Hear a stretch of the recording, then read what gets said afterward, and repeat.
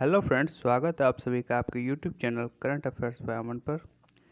आज है 6 मई और आज हम डिस्कस करने वाले हैं 6 मई के महत्वपूर्ण करंट अफेयर्स।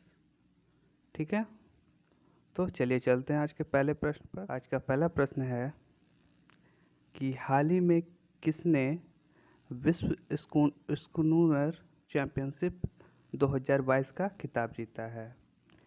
तो हाल ही में किसने विश्व स्कूनर चैंपियनशिप 2022 का खिताब जीता है। तो इसका आंसर हो जाएगा ऑप्शन नंबर बी, रानी सुल्लीवन ने। तो रानी सुल्लीवन ने जो है वो विश्व स्कूनर चैंपियनशिप 2022 का खिताब जीता है। ठीक है, बात की जाए तो ये इंग्लैंड के रानी ओ'सुल्लीवन ने जूड ट्रम्प को 18-13 से हराकर 7वीं बार विश्व स्नूकर चैंपियनशिप का खिताब जीता है। यानी इससे पहले भी रानी सुल्लीवन जो है ये इससे भी पहले 6 बार और खिताब जीत चुकी है और इस बार मिलाकर ये 7वीं बार इन्होंने खिताब जीता है। वहीं बात की जाए तो इससे पहले सुल्लीवन ने वर्ष 2001, 2004, 2008, 2012, 2013 और 2020 में विश्व खिताब जीता था।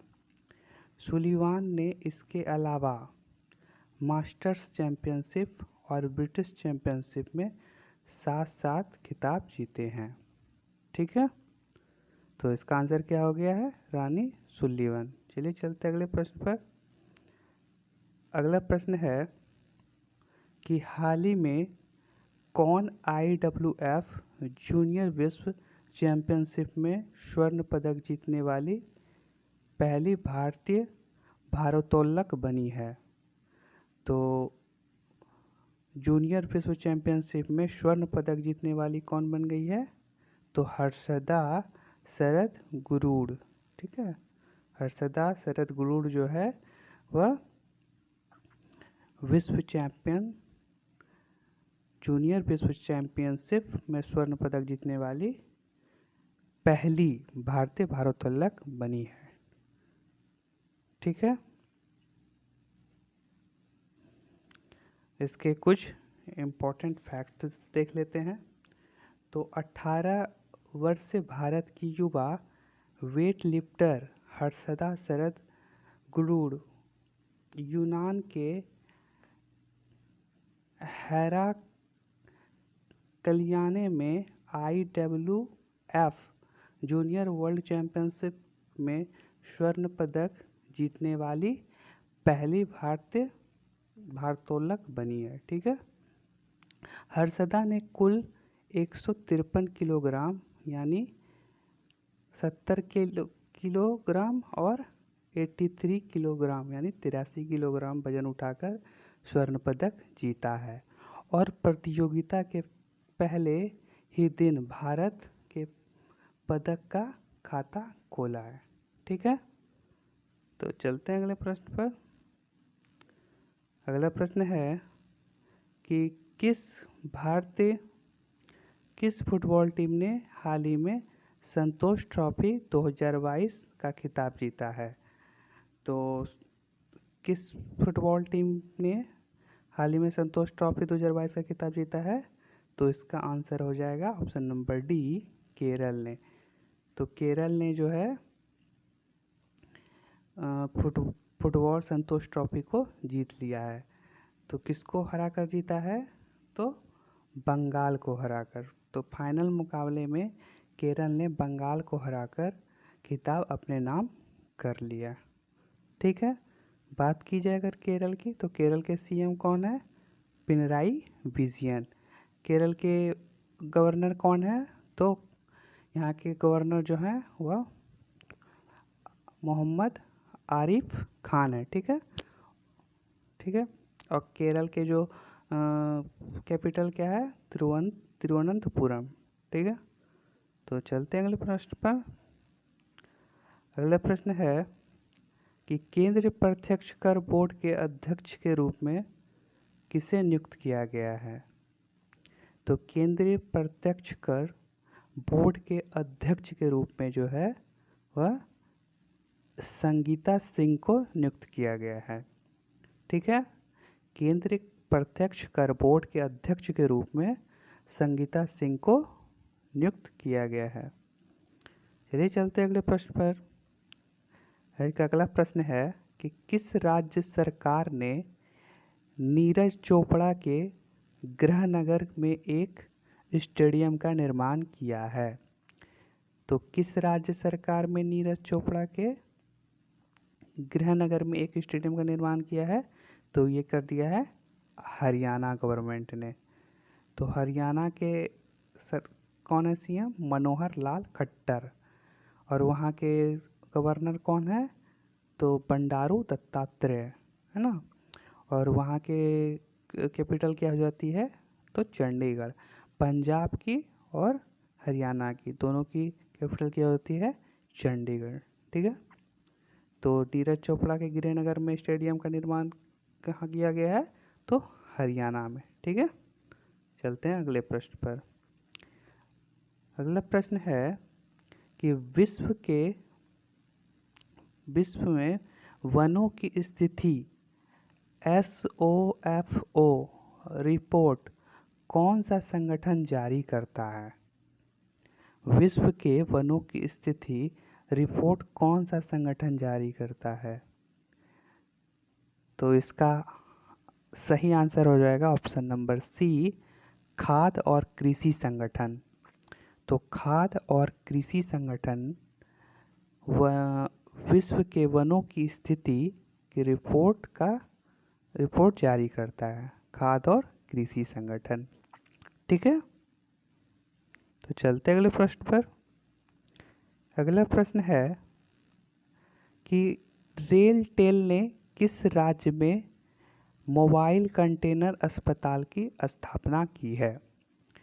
तो रेलटेल ने किस राज्य में मोबाइल कंटेनर अस्पताल की स्थापना की है? तो आंध्र प्रदेश में। ठीक है, आंध्र प्रदेश में रेलटेल ने मोबाइल कंटेनर अस्पताल की स्थापना की है। आंध्र प्रदेश के सीएम कौन है? तो कौन है? YS जगनमोहन रेड्डी। कौन है? YS जगनमोहन रेड्डी। ठीक है, और यहाँ के आंध्र प्रदेश के गवर्नर कौन है? तो आंध्र प्रदेश के गवर्नर हैं विश्व मोहन हरिचंदन। ठीक है, और आंध्र प्रदेश की राजधानी क्या है? कैपिटल क्या है? अमरावती। ठीक है, चलते हैं अगले प्रश्न पर। अगला प्रश्न है क्वेश्चन नंबर 8 कि लीडर पॉलिटिशियन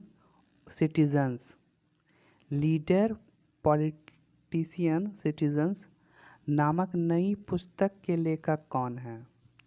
तो लीडर पॉलिटिशियन सिटीजन्स नामक पुस्तक के लेखक जो हैं वह हैं रशीद किदवई। इसका आंसर क्या हो जाएगा? रशीद किदवई जो हैं वह लीडर पॉलिटिशियन सिटीजन्स पुस्तक के लेखक हैं। ठीक है, चलते अगले प्रश्न पर। अगला प्रश्न है कि अमेरिका राष्ट्रपति ने ऐलान किया है कि कुछ श्रेणी के आवर्जकों को अवधि पूरा होने के बाद भी कार्य परमिट का इस्तेमाल अतिरिक्त कितने साल तक करने की अनुमति दी जाएगी? तो इसका आंसर हो जाएगा 1.5 साल। यानी 1.5 साल के लिए अमेरिका के राष्ट्रपति ने ऐलान किया है कि 1.5 साल के लिए कुछ श्रेणी के आवर्जकों को अवधि पूरा होने के बाद भी कार्य परमिट का इस्तेमाल अतिरिक्त जो है 1.5 साल करने की अनुमति दी जाएगी। ठीक है, चलते हैं अगले प्रश्न पर।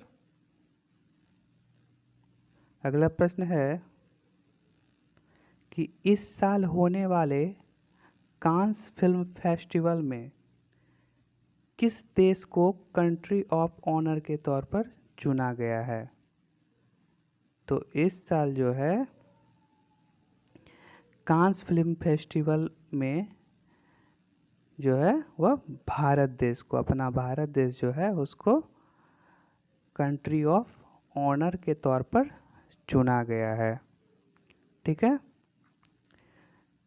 इस साल यह फेस्टिवल जो है वह 17 मई से 28 मई, किस कब से? 17 से 28 मई, 17 से 28 मई तक जो है आयोजित किया जाएगा। ठीक है, 17 से 28 मई तक आयोजित किया जाएगा। यह पहली बार है जब फेस्टिवल में ऑनर ऑफ कंट्री किया जा रहा है। ठीक है, ऐसा पहली बार किया जा रहा है। ठीक है, जब कंट्री ऑफ ऑनर चुना जा रहा है। चलते हैं अगले प्रश्न पर। अगला प्रश्न है कि निम्न में से किस खिलाड़ी को वेस्टइंडीज का नया वनडे और T20 कप्तान बनाया गया है? तो किस खिलाड़ी को बनाया गया है? तो इसका आंसर जो हो जाएगा वो हो जाएगा option number B, Nicholas Pooran को। तो वेस्टइंडीज़ के नया वनडे और 2020 कप्तान जो है वो बना दिया गया है निकोलस पूरन को। ठीक है, किरण पोलार्ड जो कि कुछ दिन पहले ही संन्यास ले चुके हैं। ठीक है, चलिए चलते अगले प्रश्न पर। अगला प्रश्न है कि निम्नलिखित में से किसे भारत सरकार द्वारा कल्याण आयुक्त के पद पर नियुक्त किया गया है? तो भारत सरकार द्वारा कल्याण आयुक्त के पद पर किसको नियुक्त किया गया है? तो विवेक रुशिया को। ठीक है, यहाँ पर चौरसिया गलत हो गया है, विवेक रुशिया। ठीक है, विवेक रुशिया को नियुक्त किया गया है। किसके द्वारा? भारत सरकार के द्वारा कल्याण आयुक्त के पद पर विवेक रुशिया को नियुक्त किया गया है। ठीक है, चलते अगले प्रश्न पर। अगला प्रश्न है कि निम्नलिखित में से किसने हाल ही में पुडुचेरी के मुख्य सचिव का पदभार संभाल लिया? तो पुडुचेरी के मुख्य सचिव का पदभार संभाल लिया है option number C, Rajiv Verma ने। ठीक है, तो राजीव वर्मा ने जो है हाल ही में पुडुचेरी के मुख्य सचिव का पदभार संभाल लिया है। ठीक है, चलते अगले प्रश्न पर। अगला प्रश्न है कि टाटा पावर के स्वामित्व वाली अनुषंगी Tata power renewable energy limited ने हाल ही में गुजरात के मैसांका में कितने मेगावाट सौर ऊर्जा परियोजना की शुरुआत की है? तो ये किया है 110 मेगावाट, 110 मेगावाट सौर ऊर्जा परियोजना की शुरुआत किया है। ठीक है, चलते हैं अगले प्रश्न पर।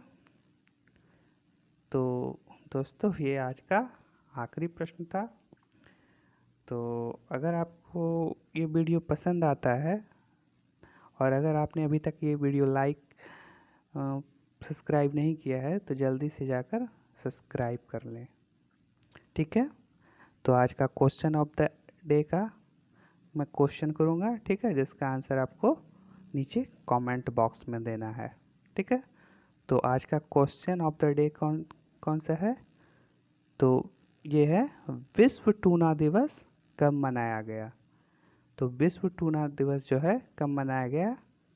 ऑप्शन है 4 मई, 3 मई, 2 मई या 1 मई। इसका जो भी आंसर होगा उसको आपको कमेंट बॉक्स में कमेंट करना है। ठीक है, और अगर आपको ये वीडियो पसंद आता है तो प्लीज़ आप इसको सब्सक्राइब कर लें, लाइक करें, शेयर करें। ठीक है, तो आज के लिए बस इतना ही। मिलते हैं नेक्स्ट वीडियो में। थैंक यू, जय हिंद, जय भारत।